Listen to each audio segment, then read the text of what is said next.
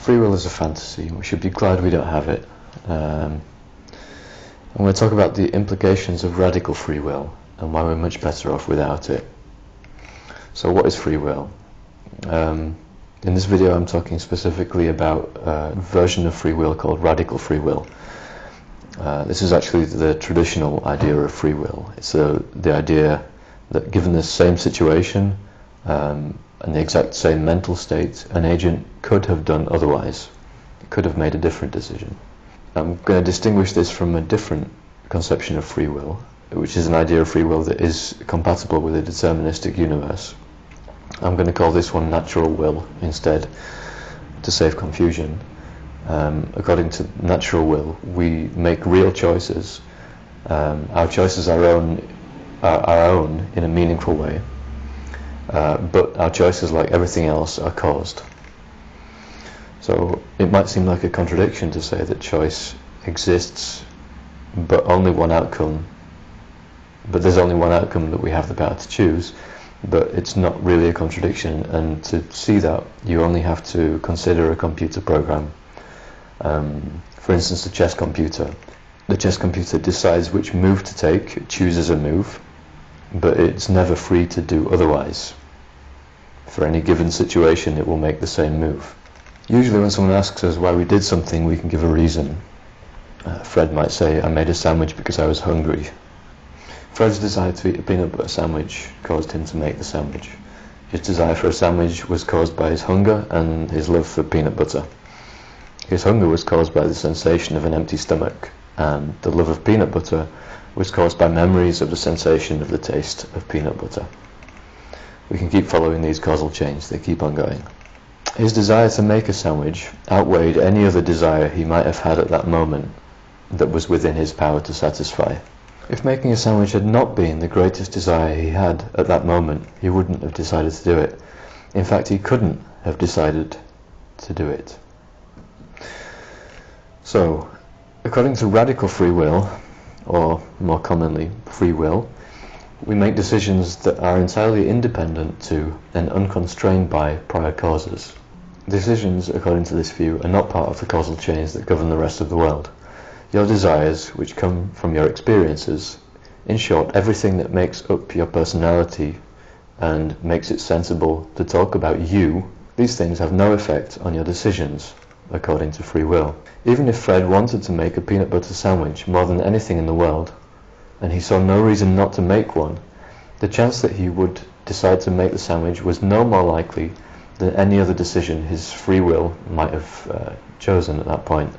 So you might be casting around, trying to think of some real life examples which seem to demonstrate people exercising their free will to overcome their desires. You might have turned down the offer of a cigarette after you quit smoking. The important thing to notice, though, is that even though you really wanted a cigarette, you wanted something else even more. Your desire to maintain a healthy lifestyle beat your desire to have a cigarette.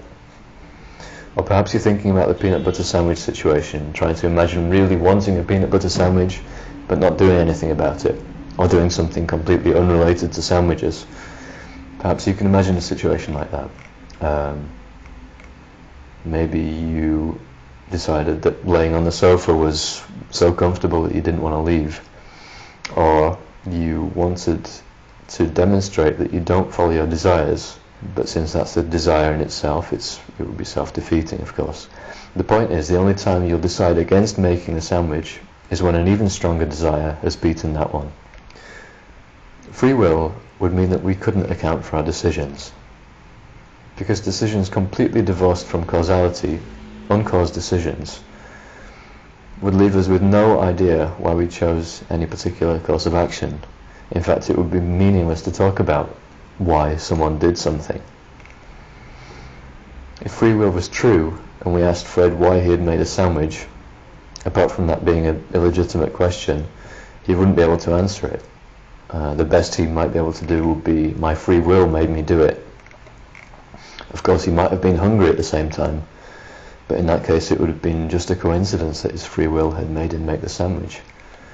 It could have just as likely made him stand on his head while his stomach grumbled. So Fred would actually be a puppet to a will unrecognizable as his own if free will was true.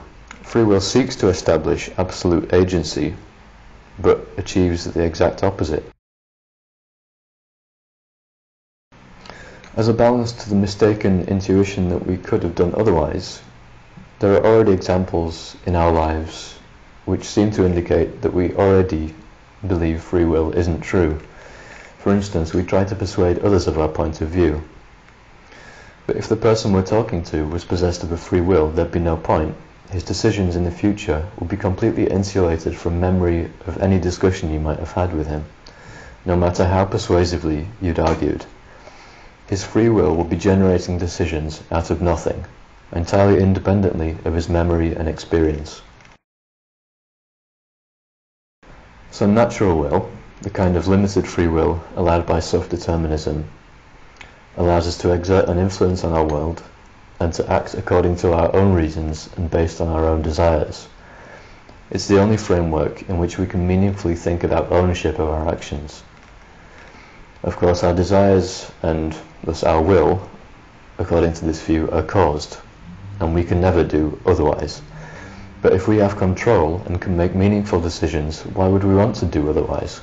Radical free will, on the other hand, means the ability to make decisions that go against our desires for no reason. Why do some people want that so badly? To use Daniel Dennett's phrase, this is clearly a kind of free will not worth wanting.